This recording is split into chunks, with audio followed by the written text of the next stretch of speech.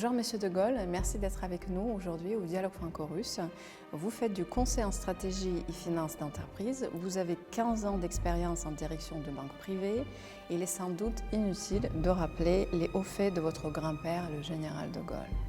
On est en 2022 et c'est une année sans précédent, très complexe et difficile pour les relations franco-russes. C'est en quelque sorte une année anti-russe, je dirais, sans parler de la politique. Et quand même, à partir du mois de septembre-octobre, il y a de plus en plus de personnalités, modestement, qui se prononcent pour la normalisation de nos relations entre la France et la Russie. Et vous en faites partie. Pourquoi pensez-vous que ce soit si important pour la France de ne pas se séparer de la Russie? Bonjour madame, je vous remercie de votre accueil et de me donner l'occasion de m'exprimer dans cette maison de la culture qui célèbre tout ce qui unit le peuple français et le peuple russe, par la culture bien entendu.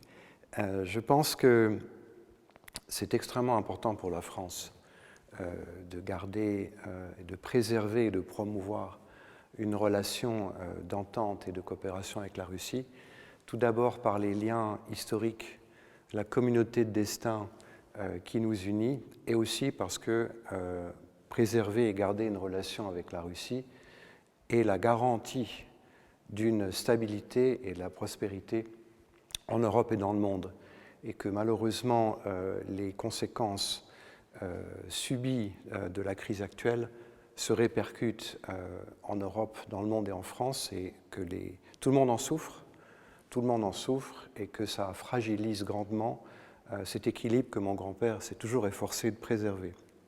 Même aux moments les plus difficiles de l'histoire, et tout au long de la guerre froide, mais partant aussi de la Deuxième Guerre mondiale, la Russie étant dans le camp des vainqueurs avec la France contre l'occupant nazi, mon grand-père s'est toujours efforcé de préserver cette relation avec la Russie. Toujours. Et je pense qu'il est de l'intérêt de la France de continuer cette politique et de continuer cet équilibre, parce que c'est essentiel à la stabilité de l'Europe.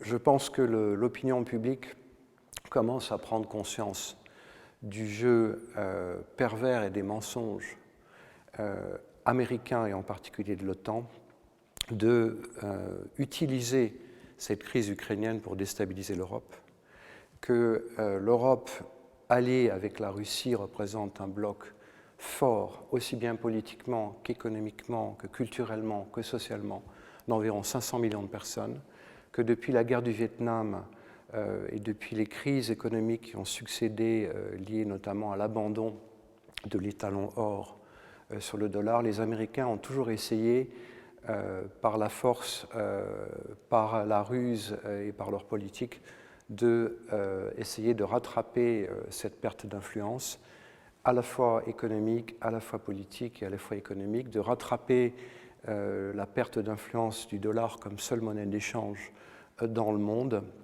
et que cette politique continue. Je me révolte et je m'insurge contre cette malhonnêteté intellectuelle dans la crise ukrainienne, parce que les déclencheurs de guerre sont les Américains, les déclencheurs de guerre sont l'OTAN, et je voudrais citer comme preuve les déclarations récentes de Mme Merkel, qui a dit qu'elle n'avait jamais eu l'intention d'appliquer les accords de Minsk. Les accords de Minsk ont été négociés et signés pour garantir la sécurité, l'intégrité et le respect des populations russophones du Donbass, et que les Allemands et les Français se sont portés garants de ces accords pour l'équilibre, la stabilité et la protection des populations dans cette région. Madame Merkel, en disant qu'elle n'avait jamais eu l'intention d'appliquer les accords de Minsk, a tout fait pour laisser l'OTAN armer l'Ukraine, a tout fait pour poser les bases de ce conflit, et je trouve que c'est grave, parce qu'il y a des millions de personnes qui en souffrent. En autorisant cette expansion nationaliste ukrainienne, elle a laissé entre 16 et 18 000 personnes se faire tuer, être bombardées. Elle a laissé ces populations ukrainiennes nationalistes annihiler la culture russe, annihiler le sentiment même de leur appartenance à la Russie. Elle a annihilé leur possibilité de pratiquer la langue et elle a laissé malheureusement ces crimes s'installer. Ça veut dire que sciemment, ils ont contribué à cette guerre et sciemment, ils ont contribué à cette escalade.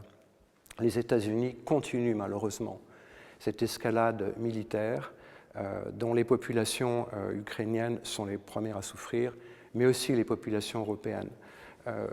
L'ampleur, le nombre et la profondeur des sanctions montrent que tout ça a été organisé très longtemps à l'avance et qu'il s'agit en fait d'une guerre économique aussi, dont les Américains en sont les bénéficiaires. Les Américains vendent leur gaz 4 à 7 fois plus cher aux Européens qu'ils le font pour leur propre pays. Et malheureusement, chacun dans son quotidien en souffre en Europe, parce que tout cela provoque une crise économique et financière qui est absolument sans précédent. Et ma foi, on vous dira, mais c'est la faute des Russes. Très bien, mais les Russes se défendent. Parce que 11 000 sanctions qui ont été prononcées contre elles, plus un 9e train encore de sanctions qui a été décidé hier, eh bien, ma foi, c'est tout à fait légitime et normal que les Russes se défendent. On est dans le modèle, je dirais, actuel, les qualités fondamentales du patriotisme, de l'amour de la patrie et de la défense du peuple sont considérées comme anormales. Je pense que c'est très grave. Et encore une fois, je suis heureux qu'un certain nombre de personnalités politiques du monde intellectuel, du monde économique et des élites reviennent à des considérations d'équilibre, reviennent à une certaine logique et reviennent à ce qui a toujours fait l'historique des relations entre la France et la Russie, c'est-à-dire préserver cet équilibre, préserver l'entente, préserver la coopération, préserver le dialogue des civilisations. Et je pense à l'approche de Noël, à tout ce qui nous unit pour le futur et pour notre communauté de destin. Donc pour moi, cette nécessité, cet impératif de garder une bonne relation avec la Russie, et bien, ma foi, c'est non seulement parfaitement légitime, mais c'est aussi un devoir pour l'Europe et la stabilité dans le monde et en Europe. Exactement, puisque vous parlez de la stabilité. Nous, au Dialogue franco-russe, on parle beaucoup de souverainisme, de souveraineté des États. Cette fameuse formule du général de Gaulle, l'Europe des nations, elle n'existe plus, n'existe pas. Comment peut-on construire une relation internationale indépendante dans le monde globalisé d'aujourd'hui? Alors, en ce qui concerne l'Europe, mon grand-père était effectivement partisan d'une Europe des nations, c'est-à-dire où chaque pays coopérait en vue d'une Union européenne, à la fois économiquement et politiquement, mais aussi avec une certaine autonomie, évidemment, politique et de décision. On se trouve dans un système où il s'agit d'une technocratie qui impose des directives qui doivent être appliquées dans chacun des États membres, une technocratie qui est malheureusement extrêmement corrompue. On parle plus maintenant à l'époque, mais lorsque la présidente de la Commission européenne avait été nommée, elle a quand même laissé derrière elle une ardoise d'environ 100 millions d'euros de frais inexpliqués en ce qui concerne l'emploi de consultants extérieurs, de cabinets de conseil lorsqu'elle était ministre de la Défense. Ces questions sont passées sous silence.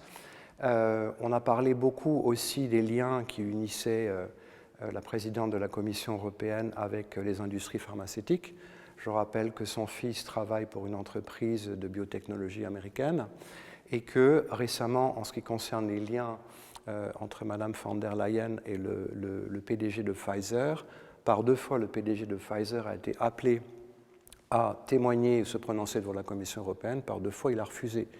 J'aimerais bien qu'il y ait un peu plus d'honnêteté et de transparence au niveau de la Commission européenne qui édicte certaines lois, qui sont des gens qui ne sont pas élus, qui n'ont en aucun cas le respect de la parole donnée. C'est malheureusement le mal des dirigeants européens d'aujourd'hui. J'aimerais bien qu'il y ait un peu plus de transparence. Récemment, on a vu dans l'affaire du Qatar des valises de billets qui s'étaient étrangement retrouvées au domicile d'une des présidentes de la Commission européenne. Donc, au moment où on est dans une crise majeure, une crise politique, une crise économique, encore une fois parfaitement voulue et orchestrée à dessein par les Américains et par l'OTAN, je voudrais encore une fois un peu plus de transparence et d'honnêteté dans le dialogue, et surtout le respect de la parole donnée. Encore une fois, si l'Allemagne, si la France, si l'OSCE, qui s'était porté garant des accords de Minsk, avaient respecté leurs paroles, nous n'en serions pas dans la situation actuelle. Le général voulait toujours poursuivre, et vous venez de le dire, la relation avec la Russie à toute époque. Et dans ses mémoires de guerre, justement hier, avant notre rencontre, je lisais les extraits de son voyage en Russie en 1944, quand elle a rencontré Staline. Et je me permets donc de citer: je notais à quel point le fait que la Russie et la France s'étaient séparées l'une de l'autre avait influé sur le déchaînement des ambitions germaniques. Face au danger germanique, l'action commune de la Russie et de la France était dans la nature des choses. Le général considérait la relation franco-russe naturelle. Il le répète à plusieurs reprises dans différents extraits de ses mémoires. J'ai envie de vous demander, est-ce que vous pensez que le gaullisme actuellement est encore vivant en France ?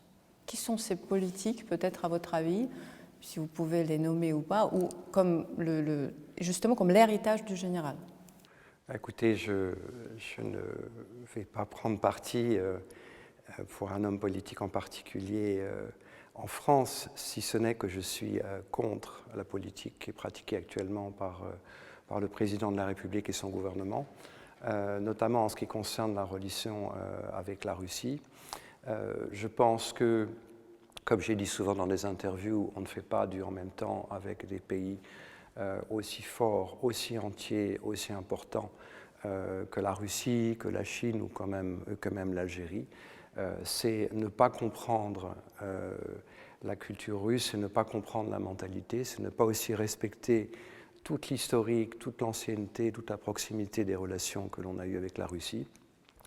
Quant au gaullisme, eh bien, c'est un héritage, c'est un exemple, c'est la capacité à, en toute chose, promouvoir la grandeur de la France, de la nation et du pays, qui sont des valeurs normales et fondamentales, qui sont malheureusement décriées aujourd'hui. Votre président, justement, avait lancé une émission, je crois que ça s'appelait Valeurs essentielles ou réalités essentielles, vis-à-vis de la jeunesse russe, où on en aurait la patrie, le lever du drapeau et les valeurs patriotiques et d'amour de la nation. Ben, c'est tout à fait normal. J'ai été élevé dans cet environnement.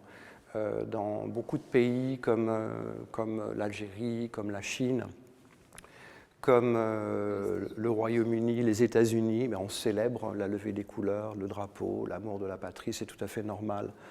Et maintenant, c'est érigé en anormalité par un système qui tend à déconstruire les valeurs essentielles qui sont la famille, la tradition et la religion. Et heureusement, dans votre pays, le président Poutine maintient ces valeurs. Et j'aimerais bien qu'en France, il y ait un leader politique qui fasse la promotion de ces valeurs et de la grandeur de la France. L'héritage du général de Gaulle, c'est effectivement une certaine idée de la France présente sur la scène internationale, mais aussi la France qui se donne les moyens de sa politique. C'est aussi l'héritage d'un leader charismatique avec une vision, une véritable stratégie et une légitimité républicaine. Je pense que développer une relation à l'international de façon indépendante, c'est avoir évidemment les moyens de sa politique, mais avoir aussi toute cette perspective d'anticipation, de décision, c'est avoir une stratégie claire, c'est avoir une vision claire, c'est avoir des messages francs, des messages précis, une véritable stratégie pour les Français et pour le peuple que ces leaders représentent, puisqu'ils sont au service du peuple, ils sont au service de la nation, ils sont au service de la patrie. Et ils doivent en toute chose promouvoir et porter les valeurs de leur pays. Malheureusement, je ne vois pas de figure émergente en France qui reprennent ce flambeau. Mais mon grand-père a œuvré toute sa vie pour la grandeur de la France. Il a aussi laissé un héritage, et cet héritage est entre les mains des Français. Il est écrit par l'histoire, et il nous appartient à chacun de continuer cette œuvre et de reprendre le flambeau. La société en France est fractionnée par rapport à la situation et au conflit en Ukraine. Il y a une catégorie de gens qui pensent que de toute façon, peu importe ce qu'il fait la Russie, ils sont contre parce qu'ils le considèrent comme une dictature, un pays qui n'a rien à voir avec les valeurs démocratiques de l'Europe. Il y a une autre catégorie qui pense que finalement les intérêts économiques de la France ne sont pas en Ukraine, ils ne sont pas liés avec ce conflit-là. Bon, il y a ceux qui, je pense, qui sont assez indifférents par rapport au conflit. Il y a une catégorie de gens qui croient vraiment que c'est le combat de civilisation, qu'il y a quelque chose qui dépasse juste la guerre en Ukraine. Et vous en avez parlé juste au tout début. Est-ce que vous pourriez développer un petit peu plus cet aspect? Oui. Alors, ce conflit a des répercussions dans le monde et dans l'Europe. Ça a provoqué, par la volonté des Américains, de l'OTAN et largement entretenue par la Commission européenne, une crise fondamentale et majeure qui touche le quotidien de tous. J'ai eu des témoignages de petits artisans, de petits commerçants, de gens qui souffrent de cette situation. Des boulangers, à peu près 50% d'entre eux sont en faillite, aussi bien en France qu'en Belgique et en Europe, parce que leur facture d'électricité est passée de 1 500 € par mois à 5 000, qui rend la poursuite de leur activité totalement impossible, et ce qui va jeter des centaines de milliers de personnes en Europe au chômage et dans la crise. Cette crise est grave parce qu'elle aura des répercussions qui vont beaucoup plus loin. Ce que malheureusement les journalistes occultes et la communauté intellectuelle qui catégorisent pour éviter tout débat ou tout dialogue les gens entre pro-russes ou pro-américains ou pro-Poutine ou invoquent je ne sais quelle dictature, eh bien, il faut savoir que moins de 50% de l'aide qui est, enfin de l'aide, plus exactement des subventions qui sont accordées aux Ukrainiens, arrivent aux Ukrainiens. Il faut savoir que 50% des armes qui sont données aux Ukrainiens sont revendues sur les marchés internationaux pour alimenter les terrorismes, pour alimenter des crises politiques, des conflits, pour alimenter des révolutions. Récemment, le gouvernement ukrainien a publié un catalogue de près de 1000 pages d'armes qui sont destinées à être vendues en Amérique du Sud, en Afrique, dans les pays arabes, et qui vont alimenter le terrorisme partout dans le monde. Il s'agit d'armes lourdes et d'armes légères. C'est un des pays, malheureusement, les plus corrompus au monde. Je ne critique en aucun cas les Ukrainiens, mais je critique le régime. Le régime qui a été mis en place par les Américains en 2014 avec ce fameux coup d'État où Mme Nuland, qui est d'origine ukrainienne, tout comme M. Biden, s'est exprimée en disant « fuck the EU ». Pardonnez-moi, je la cite textuellement. C'est-à-dire qu'au mépris de toute considération, même pour les Ukrainiens, elle a instauré une dictature. Je m'insurge et je suis scandalisé qu'en France et en Europe, on fasse l'apologie d'un bataillon qui s'appelle Azov, qui utilise les mêmes emblèmes que ceux de la division d'Astreich. Mes parents ont combattu le nazisme, mes grands-parents ont même été déportés pour des raisons de résistance. Et pour moi, c'est absolument scandaleux que l'on fasse la promotion de gens qui ont massacré, tué, discriminé des populations dans le Donbass. En 2019 déjà, les déclarations du plus proche conseiller de ce qu'allait être le président Zelensky, Arestovitch, disait dans une interview de février 2019 qu'il fallait absolument faire une guerre contre la Russie, qu'il la souhaitait et que de toute façon, ils allaient recevoir subventions, armements, soutien de l'Union européenne, soutien de l'OTAN, et que l'Ukraine ne pouvait pas perdre.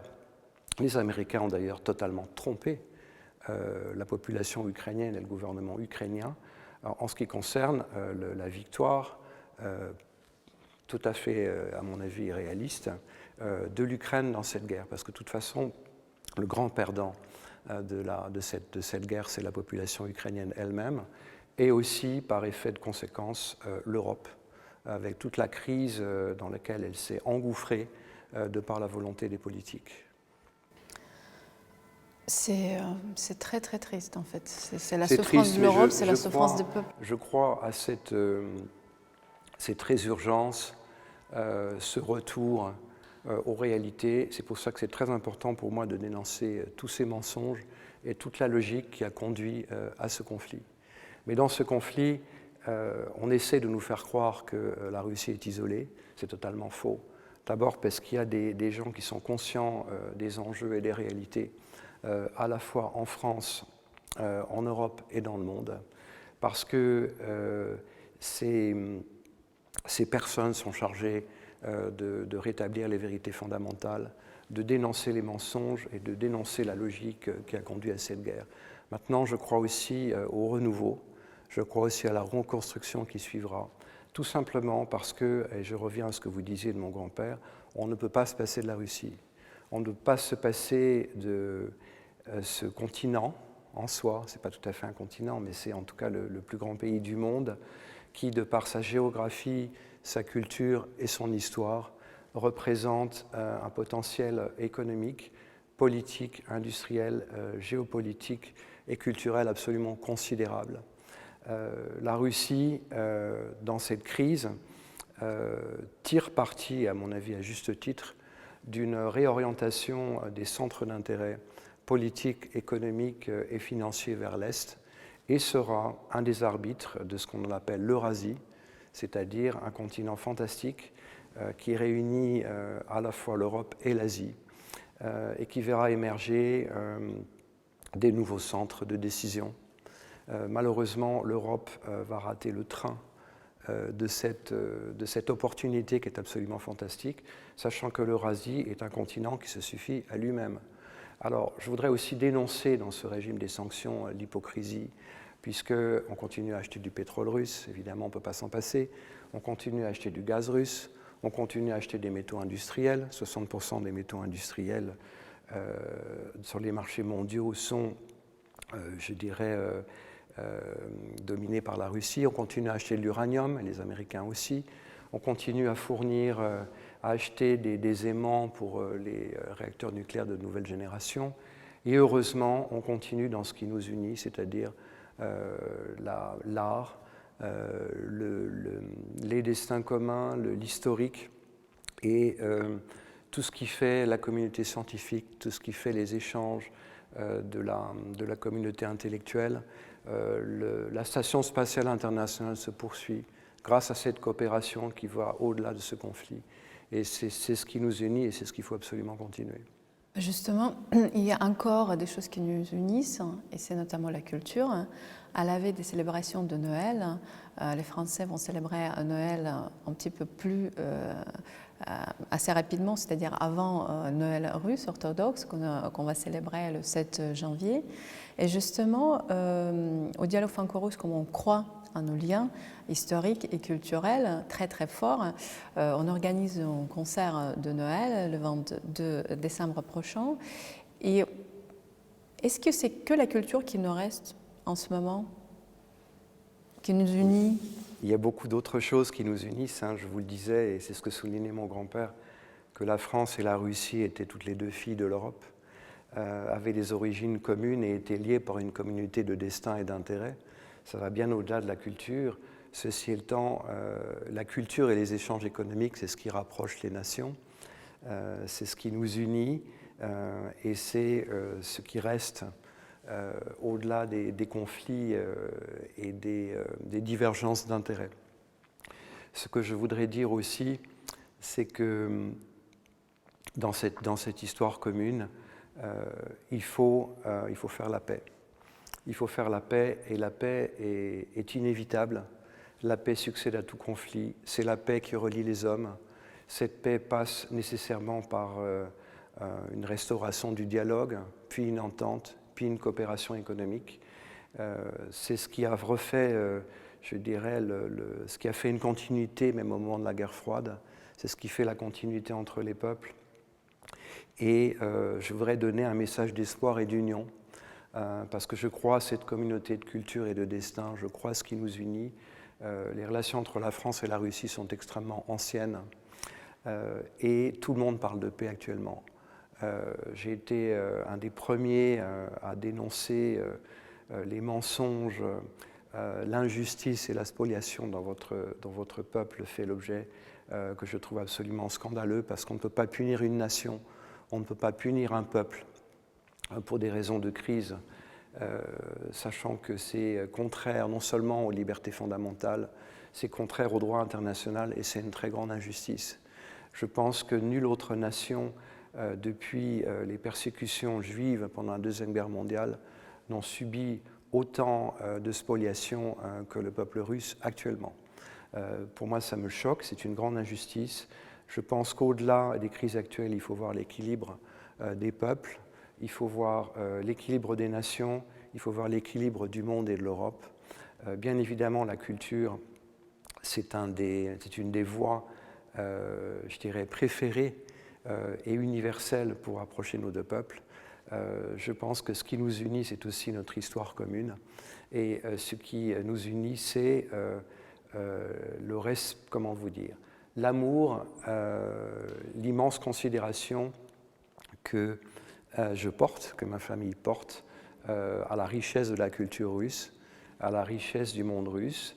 Récemment, un prix Nobel de physique disait on veut détruire la culture russe, mais comment peut-on détruire un pays qui est responsable de plus de la moitié des découvertes fondamentales en chimie, en physique et en mathématiques. Vous êtes un grand pays, vous êtes un pays qui a une histoire fantastique et malheureusement le modèle néolibéral inspiré des Américains vise à détruire quelque chose de bien plus fondamental que à gérer un équilibre économique et politique, mais aussi vise à détruire toute une culture. Et comme je vous l'indiquais, on sape les fondements, on sape la conscience d'un peuple parce qu'on veut détruire les deux piliers de la civilisation qui sont la religion et la foi, pour le remplacer par une culture du court terme, de la satisfaction personnelle.